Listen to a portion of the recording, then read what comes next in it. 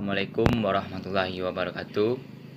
Perkenalkan, nama saya Andra Rizky Hadi Muhammad Putra, NIM 200870006. Baiklah, di sini saya akan menjelaskan materi tentang analisis lingkungan bisnis dan peluang usaha. Yang pertama ada lingkungan internal, yang mana suatu lingkungan yang terkait dengan ekstensi sebuah organisasi. Yang kedua, ada lingkungan eksternal. Lingkungan eksternal ini adalah lingkungan di mana dengan kondisi kegiatan yang terkait dengan operasional organisasi dan bagaimana kegiatan operasional itu pada akhirnya bisa bertahan. Lingkungan menjadi suatu kondisi di mana peluang bisnis itu harus menjadi dasar pertimbangan ketika memulai sebuah usaha, karena internal dan eksternal akan memberikan dampak yang begitu besar. Nah, di sini lingkungan eksternal terbagi atas dua. Yang pertama yaitu lingkungan yang terkait langsung dengan kegiatan operasional, yang mana kegiatan operasional itu seringkali dinamakan sebagai lingkungan mikro dari organisasi. Yang kedua ada lingkungan tidak terkait secara langsung dengan operasional organisasi atau lembaga, atau sering juga disebut dengan lingkungan makro. Lingkungan internal pada prinsipnya secara teori adalah berbagai hal atau berbagai pihak yang bisa dihitung dalam konteks lingkungan yang terkait langsung ataupun tidak dengan terkait langsung dengan organisasi yang mempengaruhi langsung terhadap setiap program, setiap kebijakan keputusan organisasi yang termasuk ke dalam lingkungan internal. Lingkungan internal organisasi adalah sesuatu yang dimulai dari pemilik organisasi itu sendiri, para pengelolanya, para stafnya, atau karyawannya, serta lingkungan fisik organisasi itu sendiri. Dalam kegiatan operasional, perusahaan akan berhadapan dan kadang-kadang senantiasa secara sengaja ataupun tidak disengaja itu akan berusaha menyesuaikan diri dengan lingkungan-lingkungan yang terkait dengan makro perusahaan dan yang tidak terkait dengan lingkungan makro. Dan lingkungan makro adalah pelanggan yang juga termasuk pesaing, sedangkan lingkungan adalah dimulai dari yang membuat peraturan, termasuk pemerintah, lembaga-lembaga non-pemerintah, masyarakat, dan lain sebagainya. Lingkungan mikro adalah mereka yang memberikan atau yang terlibat langsung dengan operasional kegiatan lembaga atau organisasi. Yang diantara yang makro adalah mereka yang terlibat secara langsung dalam kegiatan operasional organisasi, tetapi mereka memberikan begitu dampak yang sangat besar atas operasional kegiatan organisasi tersebut. Kegiatan bisnis akan menjadi sistem yang tidak terlepas dari lingkungan sekitarnya, baik itu lingkungan mikro maupun lingkungan makro.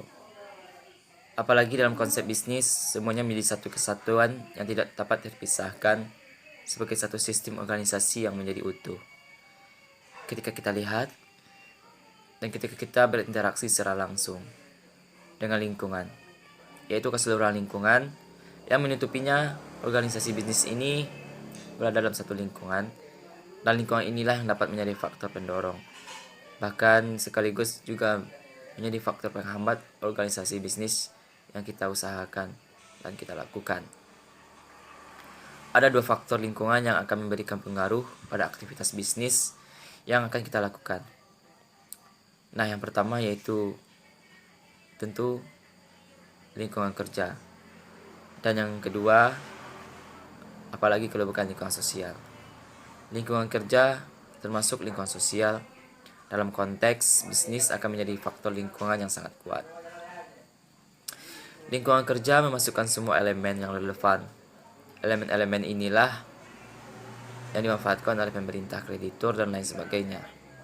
Sedangkan lingkungan sosial akan meliputi suatu tekanan-tekanan umum yang mempengaruhinya secara luas. Berikutnya, analisis peluang usaha. Kita dapat memahami pasar dan para pelanggan.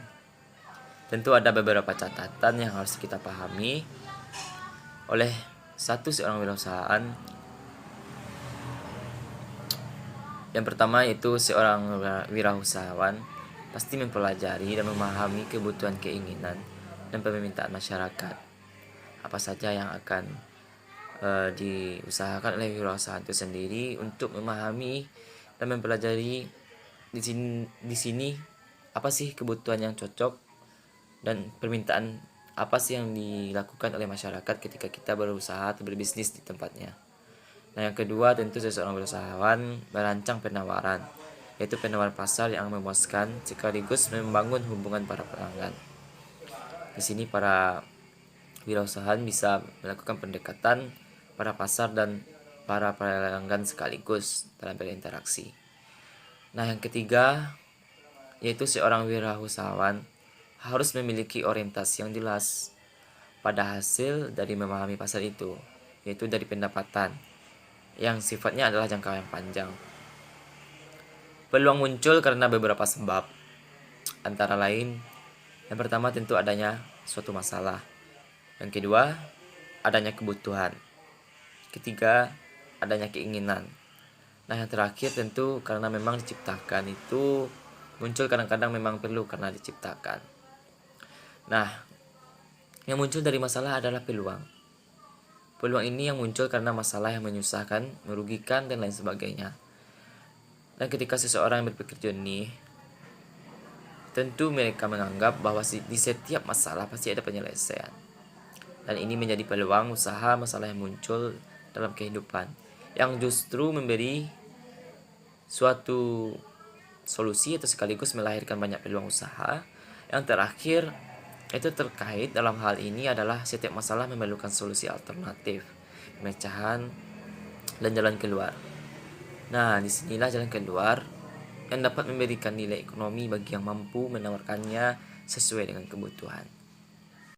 Nah, dapat kita simpulkan bahwa seorang wirausahawan itu adalah seseorang yang dapat mengembangkan produk barunya dengan ide-ide barunya, kemudian membangun bisnis dengan konsep yang baru. Nah, di sini seorang wirausahawan akan mencapai targetnya sesuai dengan ide-ide dan perencanaan dan rancangan yang dilakukannya sebelum-sebelumnya.